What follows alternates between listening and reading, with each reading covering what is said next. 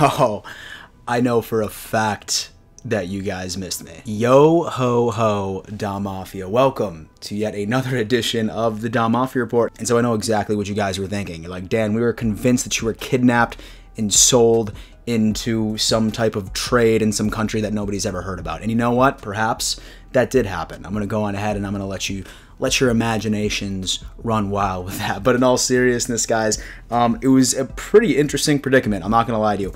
The computer that I used to edit all of my videos, my little brother broke it, right? And then unfortunately, so I sent it off to get repaired, and it came back the day after I left for a 2-week vacation. That's right, I've been down in Key West for a little while. I'm currently in Miami for a couple more days, and then I'm getting home. So hence why I have disappeared. And to be honest with you guys, I have missed you all terribly. I have missed talking about the Bills. But at the end of the day, we're back, baby, and we're coming back stronger than ever. Okay, so fasten your seatbelts, because like you saw on Twitter a couple of nights ago, Jaboy is going to be posting daily videos starting on Saturday, May 8th. That's right, ladies and gentlemen, I'm saying daily, okay? I've had a lot of time to reflect while I was on vacation. And as many of you know, I have been working my ass off on this YouTube channel and my overall brand for a significant amount of time, right? So while I was away and while I was not being able to post content, I really had a self-reflection period understanding that, listen, I love doing this. It makes me the happiest person on the face of the planet, and it's time for me to legitimately go all in. Okay, ladies and gentlemen, I'm going to be pumped about it. Sorry for the lighting, by the way. I know that this looks absolutely shitty, but I mean, at the end of the day, give me a break. I am in a hotel room. But anyway, Da Mafia, enough with that sappy shit. Let's go on ahead. Let's dive in, okay? Let's dive in. Listen, a lot of things have happened, okay? And so I'm fully aware of the Josh Allen fifth-year option as well as Tremaine Edmonds, but I feel like today, it's a bit more appropriate for us to go through the draft and what exactly happened. Because a lot of things didn't fall into place quite how I wanted them to. I wasn't expecting a couple of moves from Brandon Beane, and you're getting a lot of positive feedback, and you're also at the same time getting a lot of negative feedback from a lot of, I would say, the experts out there. So, I mean, we're going to go on ahead. We're going to look through round by round. And then at the end of the day, we're going to give this a grade from the Da Mafia perspective. So, without further ado, let's just jump right in, baby. So, first pick moving forward, which was the 30th pick in the first round, we ended up selecting Gregory Russo, who I personally am very, very excited about. Y'all heard me say that I wanted either Najee Harris or Travis Etienne almost immediately. If either of those two were available at 30, that's exactly who I wanted, because I really think that they would be able to make an impact almost immediately moving forward.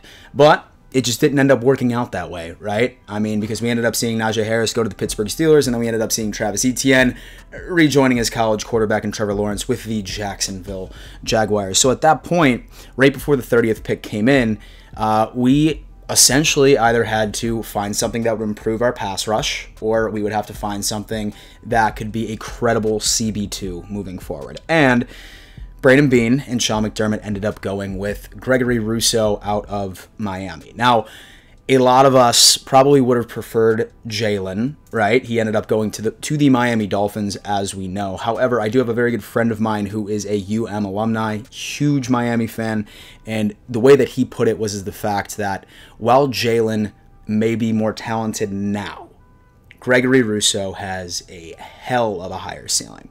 So that's something that I think that we should all be super excited about. Granted, you've heard me say that there's always a position with each and every single NFL organization where they continuously swing and miss. And unfortunately for the Bills, as of late, it has been from the defensive end side of things. But I personally love the pick, and I'm hoping that Russo will be able to go on ahead and really make an impact. And who knows? I mean, maybe him and Epinesa, and even the guy that I'm about to be talking about next, may be able to make a pretty solid impact. Pick number 2, it just so happened to be Carlos Basham Jr. Now, I'm not going to lie to you. At first, once I saw another defensive end go across the board, I was essentially asking myself, what the fuck is Brandon Beane thinking, right? I mean, at that point, I mean, might as well just completely devote the entire rest of the draft to defensive end if that's exactly what he was doing. However, when you look at this guy in Basham, this does make sense, right? It seems like the Buffalo Bills realized that they had a weakness and they wanted to address it as much as humanly possible, and that was with the pass rush. Basham, while last year in 2020, he didn't have the best season of his career, he has maintained consistency throughout his entire career in college football.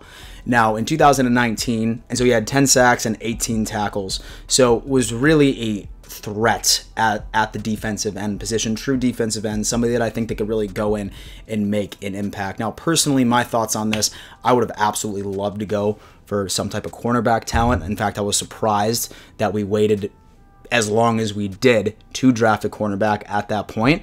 But, I mean, at the end of the day, it seems like the Bills want to address and sort of re-identify themselves as a defense next year by complementing the weakest portion of the defensive squad that we currently have. And so, all right, so the third round of the draft, we ended up going and addressing the offensive line. In fact, the first 4 picks were completely addressing the trenches, which normally I'm okay with.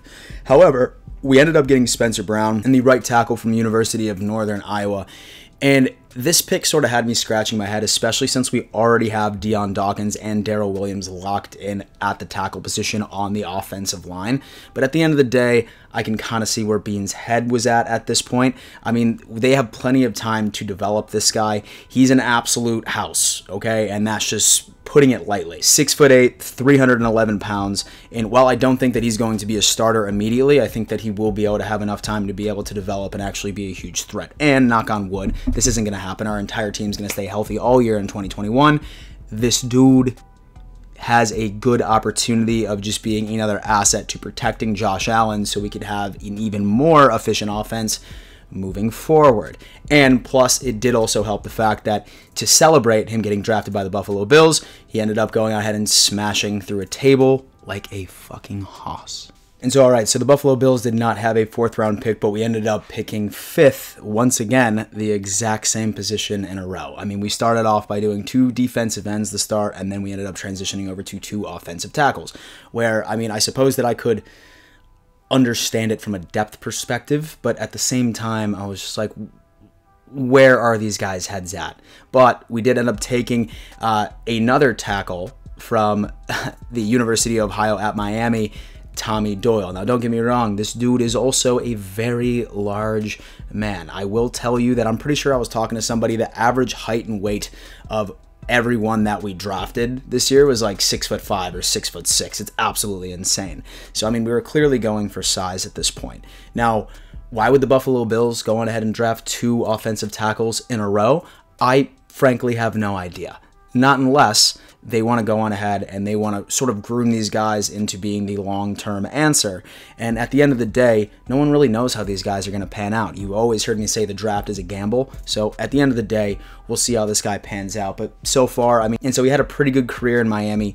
He did his thing. But as far as being an automatic starter, unless there's injuries, I really just see this guy being a developmental guy, maybe even practice squad. And so, all right, so the next pick was in the 6th round, and we ended up picking up a receiver. And at first, I was just like, how the hell does that make sense, right? I mean, we're absolutely stacked. But then it clicked in my head. You know, we just so happened to lose out on Andre Roberts, Pro Bowl kick returner for the Buffalo Bills, to the travesty of a team, the Houston Texans. So we obviously still needed something that could at least give Isaiah McKenzie some type of competition during training camp. And that just so happened to be Marquez Stevenson.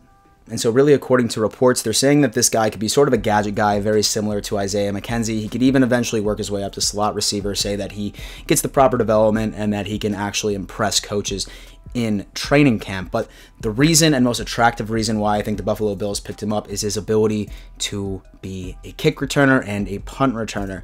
If you see some of these guys' highlights and his ability to go on ahead and make huge plays on that special teams type of situations, this pick made a lot of sense. It really, really did. So at the end of the day, that pick I was okay with exclusively for his ability to return kicks. And so the last 3 picks of the draft, we ended up picking DeMar Hamlin, a safety from Pittsburgh, and Rashad Wild Goose, great name, by the way, cornerback out of Wisconsin. And finally, Jack Anderson in the 7th round from Texas Tech, who just so happens to be an offensive guard. Now, I'm not going to lie to you. as much as I wanted the Buffalo Bills to target a running back, right? I mean, or I wanted them to maybe target a tight end or a cornerback in, you know, let's say the high rounds. I really didn't expect Brandon Beane to go the route that he did. I mean, I understand that you wanted to double down in the trenches, but I mean, as somebody once said, I forget who tweeted it. If you remember who tweeted it, let me know so I can give them credit for this. But they said that the Buffalo Bills didn't get better after the draft, right? I feel like we just maintained a lot of things. We ended up building for the future, depth, etc. I kind of wish that Brandon Beane still adopted like, hey, we need to win now. We need to win now. And not just focus at least 75% of the draft from an experimental or a developmental mindset. I think that we swung and miss on a lot of potential picks that could have been day one starters, particularly within the first 3 rounds. I mean, from the defensive end side of things, I get it. You want to make sure that we get the right guy, especially since we've swung and missed on the position so often. But I mean, really just going on ahead and then also continuing to pick the offensive tackle for the 3rd and the 4th round. At the end of the day, that was just a head scratcher to me. And I mean, we'll see what's going on. I really wish that we would have picked up some type of running back, at least in the 3rd or the 4th. And so it seems like the front office and Sean McDermott have all the confidence in the world with Breida, Singletary, and Moss. But we shall see. And then it also comes down into the tight end situation where unless Dawson Knox makes an absolute crazy move forward, still kind of a hole right there. Overall, I mean, it's really hard for me to look at this objectively, especially since I am a diehard Buffalo Bills fan. But if I had to give it anything, I would have to say that I would give this draft a C+. In my opinion, just for those reasons that I listed off alone. I feel like we didn't end up addressing the holes that would make us a win-now team. We are a win-now team, thank God, because we ended up bringing 22 starters back. So, I mean, we essentially have the best team, but I wanted to get that extra little jump forward right there. But, hey, at the end of the day, like you've heard me say, the draft is a gamble. We don't know. For all we know, these first 4 to 5 picks that I just listed off, they could be Pro Bowlers in a year. Who knows? It doesn't even matter. That's the beauty about the NFL, baby. Okay? Dom Mafia, thank you so much for tuning in to yet another edition of the Dom Mafia Report. Like I told you, I am going to be posting daily videos starting on Saturday the 8th. It's going to be filled with news, live stream Q&As, Madden videos are coming back.